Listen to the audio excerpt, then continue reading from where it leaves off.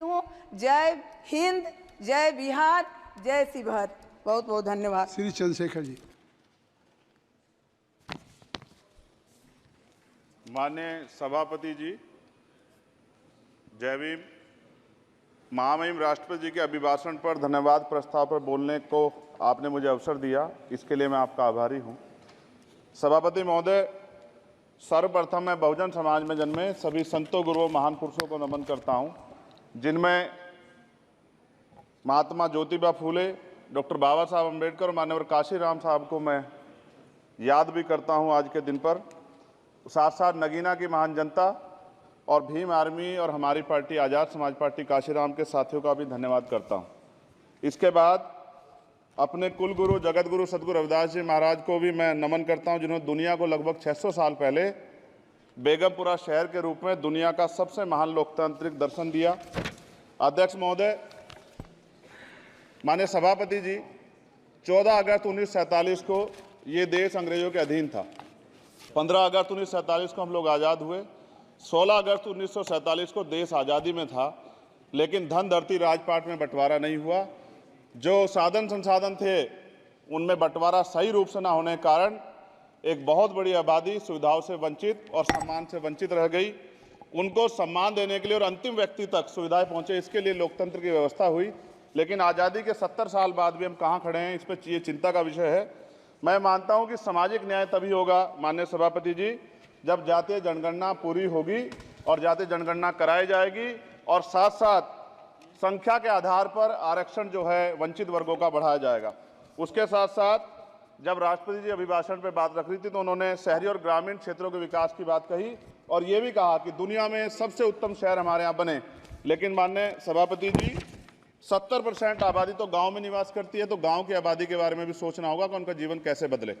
माननीय सभापति जी, उच्च शैक्षणिक संस्थानों में बहुजन समाज के जो छात्र हैं उनके साथ कास्ट एट्रोसिटी हो रही है, निरंतर उनकी हत्या हो रही है।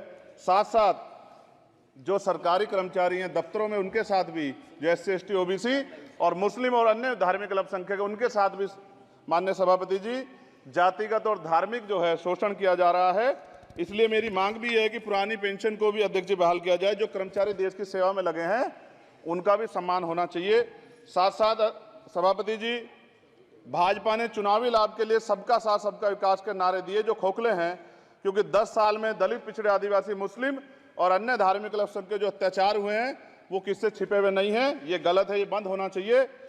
सभापति महोदय जी, महामहिम राष्ट्रपति जी के अभिभाषण में निजी क्षेत्रों में SC ST OBC को रिजर्वेशन देने का कोई उल्लेख नहीं हुआ है, जो कि आज चर्चा का विषय, क्योंकि 98% प्राइवेट सेक्टर है, 2% सरकारी सेक्टर है, तो 98% प्राइवेट सेक्टर में भी हमारी हिस्सेदारी की बात होनी चाहिए। माननीय सभापति जी, आशा कार्यकर्ताओं, आंगनबाड़ी वर्करों, भोजन माताओं के वेतन वृद्धि पे भी कोई उल्लेख नहीं हुआ है, वो भी अभी नंगे, उन पर भी सोचना पड़ेगा। माननीय सभापति जी, जिस क्षेत्र से मैं चुन के आया हूं नगीना से, वो बहुत पिछड़ा क्षेत्र है। उस क्षेत्र में कोई विशेष आर्थिक पैकेज नहीं दिया गया, रोजगार की सेवाएं नहीं है, नौजवान पलायन करता है। IIT, IIM, एम्स, केंद्रीय विद्यालय आदि शिक्षा में और चिकित्सा संस्थानों की स्थापना होनी चाहिए, जो कि नहीं है। और माननीय सभापति जी, मानसून सत्र आ गया है, मेरा क्षेत्र बाढ़ से बहुत प्रभावित है, इसलिए मैं आपसे आग्रह करूंगा कि वहां के लोगों को बाढ़ से निजात दिलाई जाए। माननीय सभापति जी, चीन हमें आंख दिखा रहा है और लगातार हमारे देश की सीमाओं में घुसपैठ कर रहा है, इसलिए अग्निवीर योजना को हटाकर पुनः सेना भर्ती शुरू की जाए और साथ साथ भारत की सबसे प्राचीन व बहादुर रेजिमेंट में से एक चमार रेजिमेंट को पुनः बहाल करा जाए, ऐसा भी मेरा आपसे आग्रह है। माननीय सभापति जी, पिछले सारे प्रधानमंत्रियों ने मिलकर जितना कर्ज लिया है उससे दुगना कर्ज हमारे वर्तमान के प्रधानमंत्री जी ने लिया है। किसान अगर अपना कर्ज माफ कराने के लिए जाता है तो लाठी झेलनी पड़ती है, जबकि सरकार ने धन्ना सेठों का 15 लाख करोड़ रुपया माफ किया है। इस ओर हमें ध्यान देना पड़ेगा, हमारी आने वाली पीढ़ियों को ये कर्ज चुकाना पड़ेगा। माननीय सभापति महोदय जी, किसानों को MSP की लीगल गारंटी तथा किसानों का कर्ज माफ होना चाहिए। साथ साथ 2 अप्रैल 2018 को SC ST के बच्चों पे बहुत बड़े पैमाने पे मुकदमे लगे थे, वो हमारी लड़ाई सही थी, ये सुप्रीम कोर्ट ने माना और बाद में सरकार ने माना, वो मुकदमे तुरंत वापस होने चाहिए। माननीय सभापति जी, प्रेस जो है उस पर भी शिकंजा कसा जा रहा है। जो पत्रकार सरकार खिलाफ बोलता है नौकरी से हाथ धोना पड़ता है, और सोशल मीडिया हमारा हथियार है, उस पर तरह तरह के प्रतिबंध लगाए जा रहे हैं और विरोध करने वालों को सोशल मीडिया हैंडल भी सस्पेंड करा दिए जा रहे हैं। साथ साथ सभापति जी, पेपर लीक और परीक्षाओं के कैंसिल होने से देश के नौजवानों का भविष्य खतरे में है। नीट, यूपी सिपाही भर्ती सभापति जी और 69,000 शिक्षक भर्ती में आरक्षण घोटाला हुआ है, कोई पूछने वाला नहीं, खून के आंसू रो रहे हैं बच्चे, बेरोजगारी का दंश युवा झेल रहे हैं। इसलिए मेरा आग्रह है कि युवाओं के लिए कृपया समाप्त करें चंद्रशेखर। माननीय सभापति जी, मैं पहली बार बोल रहा हूं, आप कहेंगे मैं बैठ जाऊंगा, मैं आपकी बात, मैं संवैधानिक मर्यादा का पालन करूंगा, मगर हम तो माननीय सभापति जी सुन ही रहे हैं। आप बोलिए, 1 मिनट। धन्यवाद। एक मिनट और बोलिए। अध्यक्ष सभापति जी, नारी सम्मान की बात करने वाली सरकार, हमने मणिपुर देखा सर, हमने पहलवान बेटियों का हर्ष देखा सर, और हमने सर हाथरस की बेटी का हर्ष देखा सर, और हाथरस के परिवार को जो वादा किया था सरकार ने वो भी पूरा नहीं किया। और महिलाओं में भी, स्पेशली दलित, पिछड़े और मुस्लिम वर्ग की, आदिवासी वर्ग की महिलाओं के साथ आज भी एनसीआरबी का डाटा कहता है सर जो जुल्म हो रहा है वो सहनीय नहीं है सर। साथ साथ कोविड में तैरती, हमने कोविड में बहुत सुना सर, कोविड में तैरती लाशें भी गंगा में हमने देखी है सर, और मजदूरों का हाल भी हमने देखा है। सभापति जी, बस सब समाप्त कर रहा हूं। नोटबंदी पे छोटे मझले उद्योग की जो कमर टूटी वो भी हमने देखी है। सभापति जी, शैक्षणिक संस्थानों, विश्वविद्यालयों में, चिकित्सा संस्थानों में ओबीसी एसटी के योग्य अभ्यर्थी को एनएफएस करके जिस तरह निकाला जा रहा है, लेटरल एंट्री करके जिस तरह हमारे रास्ते बंद किए जा रहे, ये भी हम देख रहे हैं सभापति जी।